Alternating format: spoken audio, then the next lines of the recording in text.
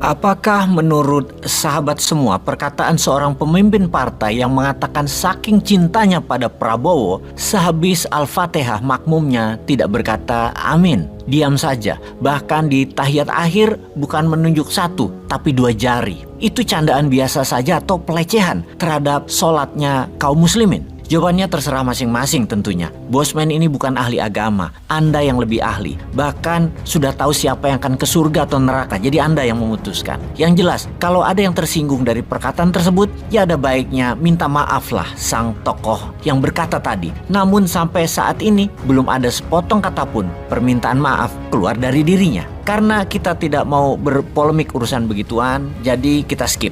Bagaimana kalau kita pindah topik baru saja?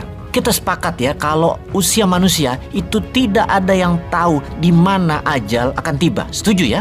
Mungkin nggak suatu hari ternyata Pak Prabowo jadi presiden dan dalam perjalanannya yang baru dia bertugas tadi, dia tidak ada usia panjang. Amit-amit loh ya, ini amit-amit.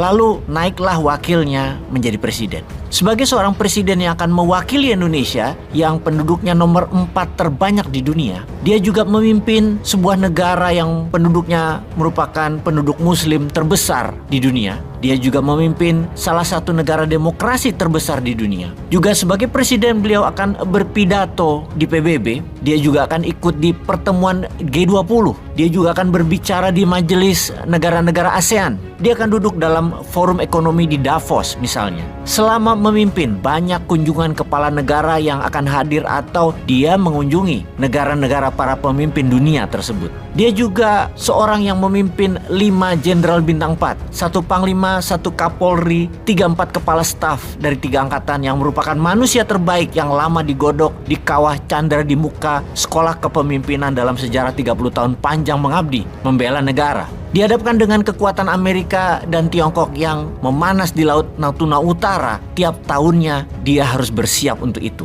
Dia juga ditinggali hutang APBN hampir 10.000 triliun rupiah. Dia juga berhadapan dengan 10 ketua partai yang memimpin jutaan konstituen. Dia juga berhadapan dengan 550-an politikus Senayan. Dapatkah sahabat membayangkan keadaan beliau di masa itu? Bisakah dia menghandle semua itu? Mampukah? Kuatkah? Atau bisakah sahabat membayangkan bagaimana Indonesia jadinya ketika hal itu benar terjadi di hadapan PBB, di Davos, di G20? Bagaimana rupanya Indonesia kira-kira waktu itu? Sahabat, ini semua adalah bahan perenungan saja, tidak ada tendensi apapun. Di mana kita kritis dan khawatir itu adalah hal biasa. Kita ini rakyat. Sebagai rakyat ini hanya cara untuk menyampaikan unek-unek kegelisahan kalau hal itu terjadi. Baik, kita lanjut. Sebagai informasi berikutnya, ini hanya pemikiran pribadi Sontoloyo ya. Saya mulai memperhatikan bahwa Kompas itu agak tidak setuju dengan langkah 02, terutama di belakang 02 yaitu Pak Jokowi. Yang media utama tersebut tidak suka terutama masalah calon wakil presiden.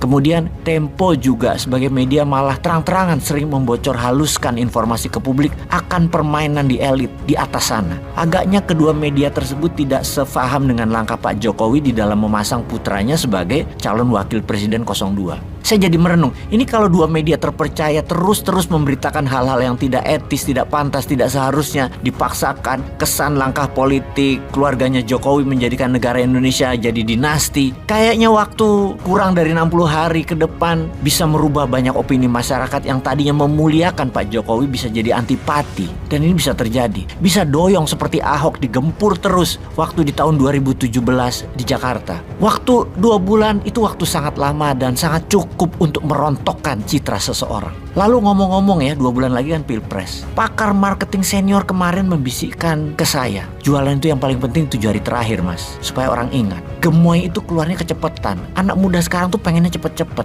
Kalau sekarang keluar gemoy itu jadi garing. Harusnya 7 hari terakhir menjelang hari H. Gemoy yang kecepetan tuh jadi bukan faktor pembeda, malah jadi faktor membosankan karena itu aja dan tidak jadi element of surprise. Di marketing kalau kecepetan jualan malah jadi basi nantinya. Apalagi ini masih 2 bulan, malah nggak lucu lagi nanti. Kalau denger informasi kayak gini, kok kayak 02 itu banyak celah negatif yang terus bisa diserang oleh berbagai pihak, berbagai jurus. Bahkan dugaan-dugaan kalau menang incumbent nantinya itu bukan menang suara rakyat, tapi mbuh piye carane pokoknya menang. Dan itu sampai dibahas jadi bahan diskusi di warung-warung. Sahabat, hal ini semoga bisa jadi pelajaran kita bernegara. Semuanya mungkin terjadi di dunia ini. Usia pejabat misalnya, pilihan tokoh misalnya lagi. Ada baiknya semua direnungkan dan dipilih siapa yang membuat Indonesia di tahun hadapan akan membuat Indonesia ini menjadi lebih baik, menjadi tanpa hutang, menjadi tanpa ketergantungan asing, menjadi berdaulat, serta Indonesia bisa bertahan sampai 1000 tahun ke depan.